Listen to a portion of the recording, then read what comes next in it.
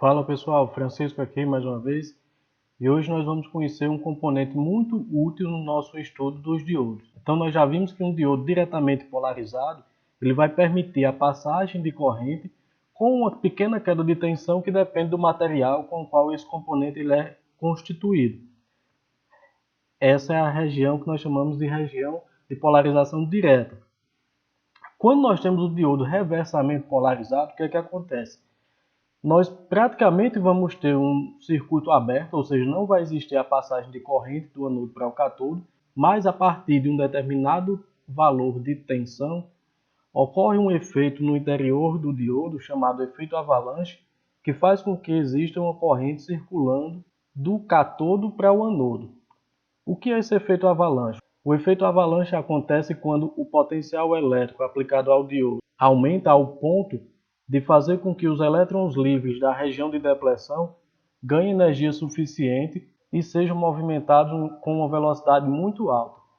A partir dessa velocidade, esses elétrons eles podem se chocar com átomos de silício, quebrando ligações covalentes e formando assim essa corrente.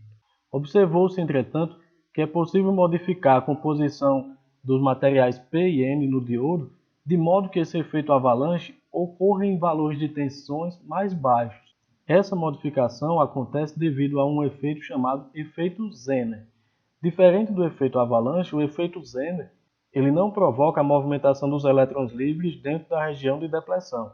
O efeito Zener ele ocorre quando o campo elétrico na região de depleção é alto o suficiente para fazer com que as ligações covalentes dos átomos de silício ou germânio, o material com o qual o diodo for construído, elas se rompam, formando uma corrente de cátodo para anodo desse diodo. A partir do efeito Zener, constituiu-se um diodo especial conhecido como diodo Zener. Então vamos verificar o que acontece com um diodo Zener e ver como ele funciona. Então, temos destacado aí a nossa região Zener. Nessa região Zener, o nosso diodo ele passa a ter a simbologia representada aí ao nosso lado esquerdo. Então é um diodo chamado diodo Zener, em que nós vamos trabalhar com ele com a corrente circulando do cátodo para o anodo. Então observe que é o sentido inverso da corrente normal que nós estamos acostumados a trabalhar, que é corrente de anodo a cátodo. A partir de um determinado valor de tensão, chamado de tensão Zener, esse diodo vai passar a conduzir e vai apresentar uma pequena variação no valor dessa tensão Zener. Isso faz com que nós possamos utilizá-lo como um regulador de tensão, ou seja, como um componente que vai manter uma referência de tensão fixa no nosso circuito. Para que o diodo Zener funcione, ele precisa conduzir um valor mínimo de corrente, chamado de corrente mínima do diodo Zener, que depende da potência e da tensão desse diodo Zener. Então, a partir da potência e da tensão, nós podemos encontrar o valor da corrente máxima do diodo Zener e é estabelecido um valor de 10% dessa corrente máxima para a corrente mínima. Então, o diodo Zener, quando reversamente polarizado com tensão menor do que a tensão Zener, não vai funcionar como regulador de tensão, diferentemente de quando a tensão de polarização é maior em módulo do que a tensão Zener, em que o diodo vai funcionar como regulador de tensão e nós vamos tê-lo conduzindo um determinado valor de corrente. Quanto maior a tensão de polarização, maior será a corrente que vai circular pelo nosso diodo Zener. Para que um diodo Zener funcione como regulador de tensão ou como estabilizador de tensão, nós precisamos de três condições. A primeira é que ele esteja reversamente polarizado, então tensão de cátodo tem que ser maior do que a tensão de anodo. A segunda é que essa tensão de polarização precisa ser maior do que a tensão do diodo Zener, o parâmetro especificado do componente.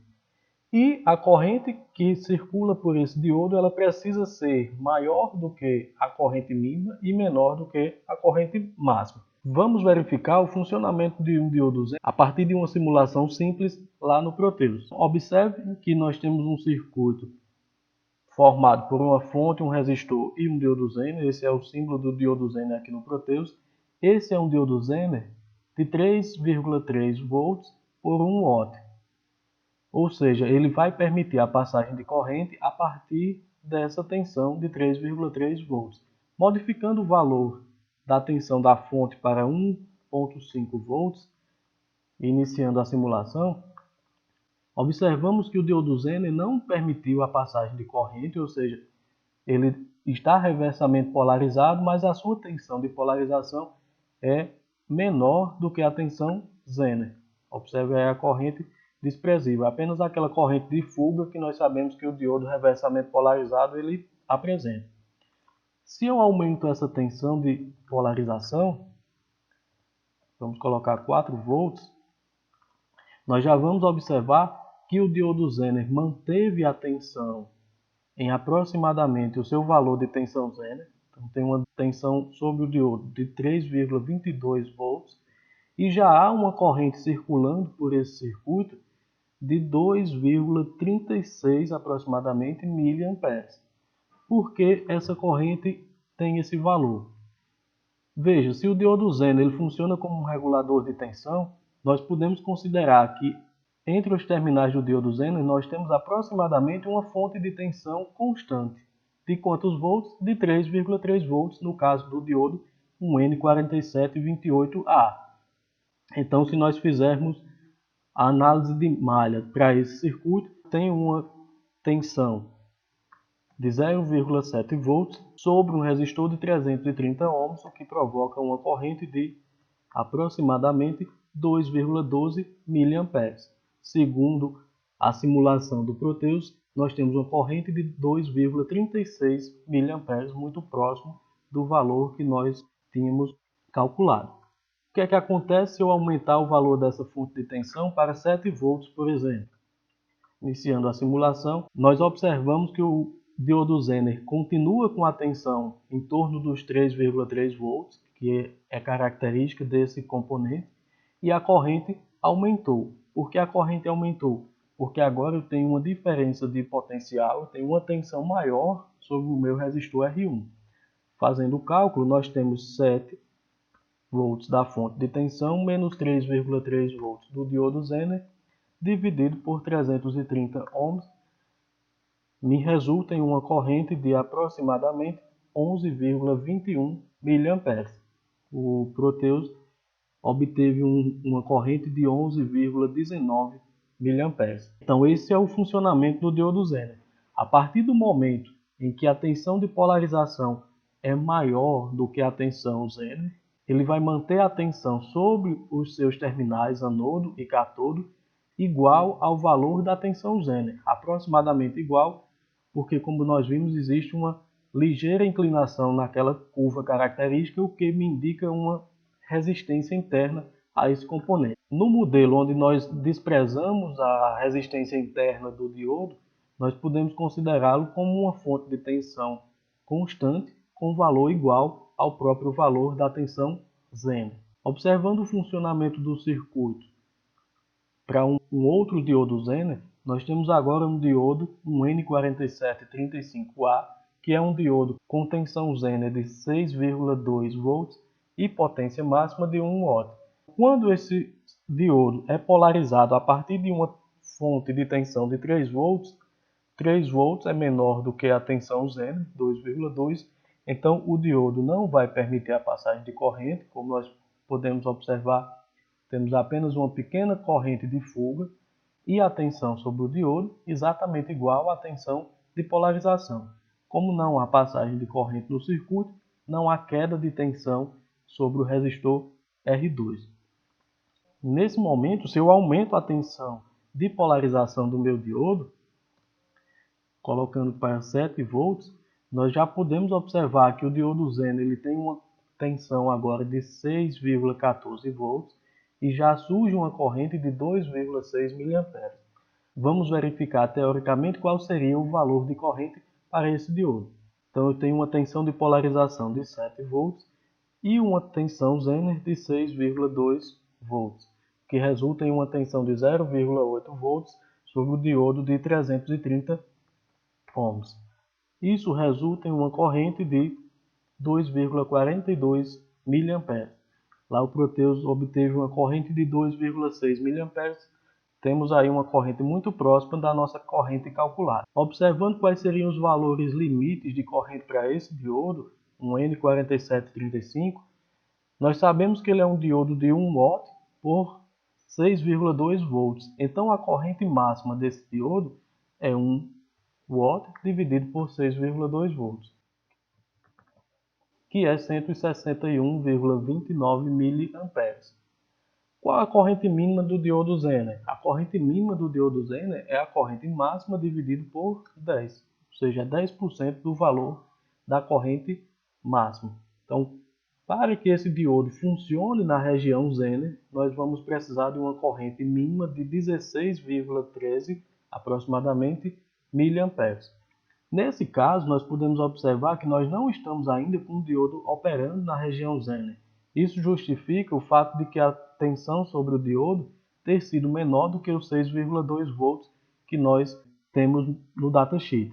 Observando no gráfico da curva característica, esse circuito está funcionando aproximadamente nessa região, ou seja, nós estamos muito próximo do valor da tensão Zener, mas nós não temos corrente suficiente para que o diodo realmente funcione na região Zener. Para que isso possa acontecer, nós vamos aumentar o valor dessa fonte de tensão. Vamos colocar 15 volts, por exemplo, e vamos iniciar a simulação. Então, observe agora que eu tenho uma tensão sobre o meu diodo de 6,32 volts. Então, é uma tensão já maior do que a tensão Zener. Por que ligeiramente maior? Porque o diodo real ele possui uma resistência interna que faz com que aumente essa diferença de potencial. E a corrente que circula por esse diodo agora é uma corrente de 26,3 mA. Então já é uma corrente maior do que a corrente mínima e menor do que a corrente máxima, como nós verificamos lá na teoria. Então, com esses valores aqui, nós podemos garantir que esse diodo está funcionando na região Zener. Ele está reversamente polarizado, funcionando como um regulador de tensão. Na prática, como é que nós vamos utilizar esse diodo Zener?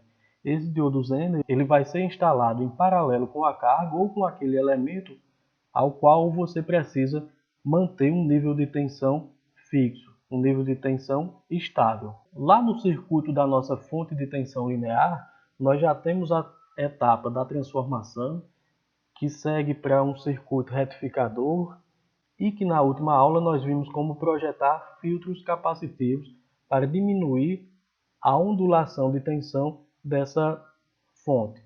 Apesar do projeto do filtro capacitivo apresentar valores muito interessantes, nós ainda vamos ter variações de tensão consideráveis e ainda há aquele problema da elevação da corrente de pico nos diodos desse circuito.